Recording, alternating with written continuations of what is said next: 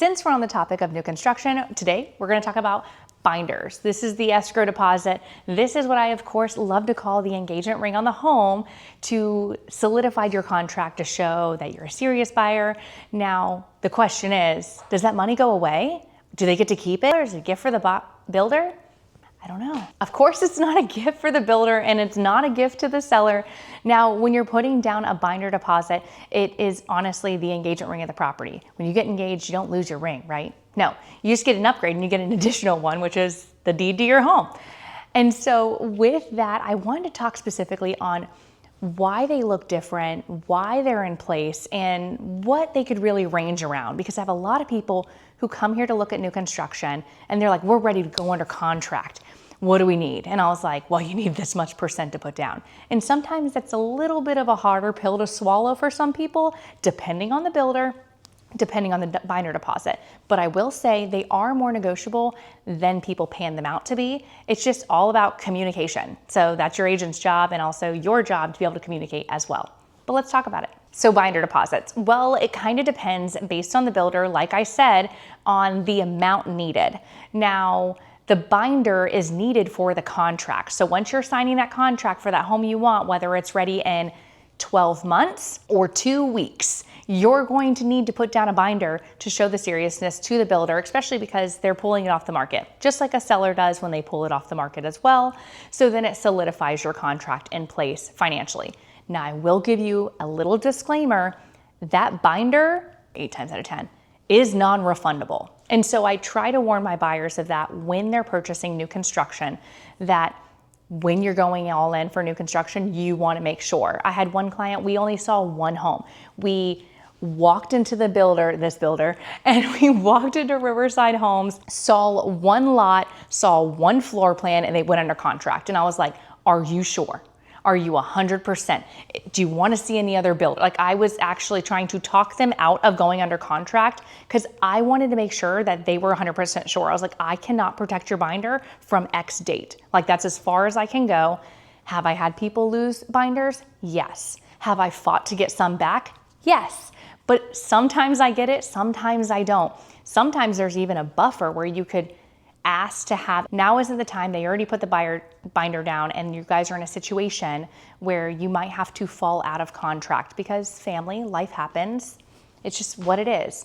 But their dream is still to move here to the area and use this builder because they love the quality they have. And because of that, now they are able to possibly in the future come back. We've had an agreement with the builder that, hey, if we come back in a year, is there any way, like just right now, life is lifing right now. Is there any way we could come back and maybe be able to use that binder deposit that we had?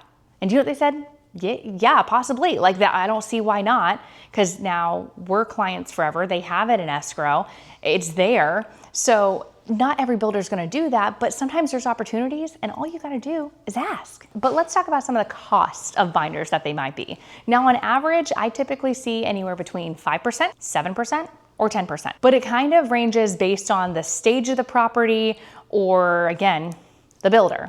Because there's some builders that if you're wanting to build from scratch, it's going to be a 10% deposit and then another deposit at design and then another deposit later on. So sometimes they like over 20% basically at the end of the day to get that. And some require a deposit during design and some do not require a deposit during design. Now, if you're looking for ready now, something ready between the next 30 to 60 days, most likely you're putting down about 5 to 7%. And they'll work with you, to be completely honest. I have a ton of buyers who have properties to sell, so their liquid cash is in their home that they're selling up north, up west, wherever you are, south, why not?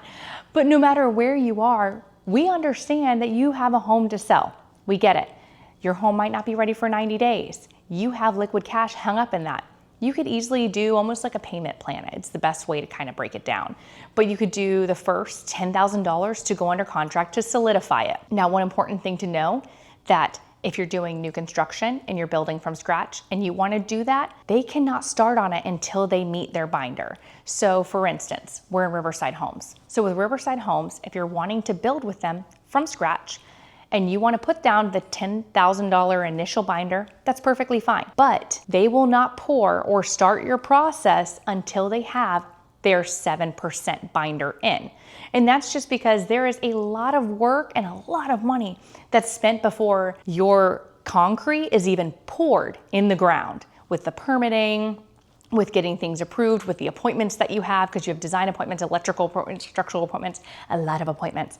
But a lot of hands touch all over that contract. That also costs money to happen and inquire. But again, they could range between the 5% fee, the 7%, 10%.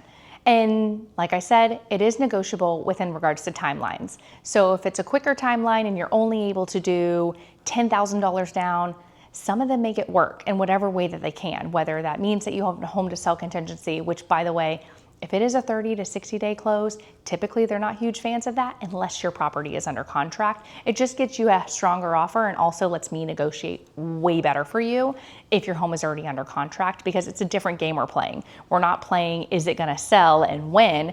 We're playing, it's selling, when can you close, builder? So it's a little bit more fun of a game where you have a little bit more, I guess, leverage, ammo to go at. But it's really important to make sure before you come on your trip, if this is your decision-making trip and you're coming down and wanting to make a deposit and find a home and new construction and everything, that's what you want to do.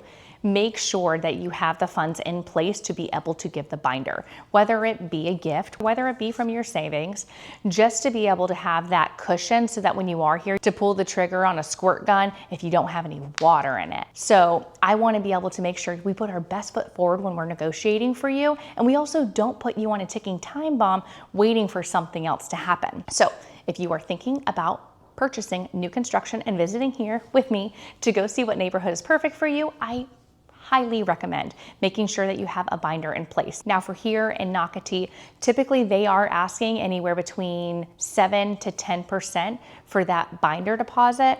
And of course, don't forget that does go towards your down payment. So it's not like that money doesn't go anywhere.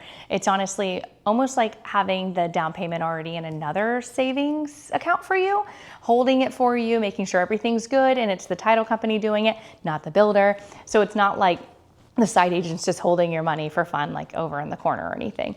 Title company's holding it for you, but make sure that you do have that prepared so that we could make the best offer and save you the most amount of money here in Northeast Florida and honestly in new construction in general.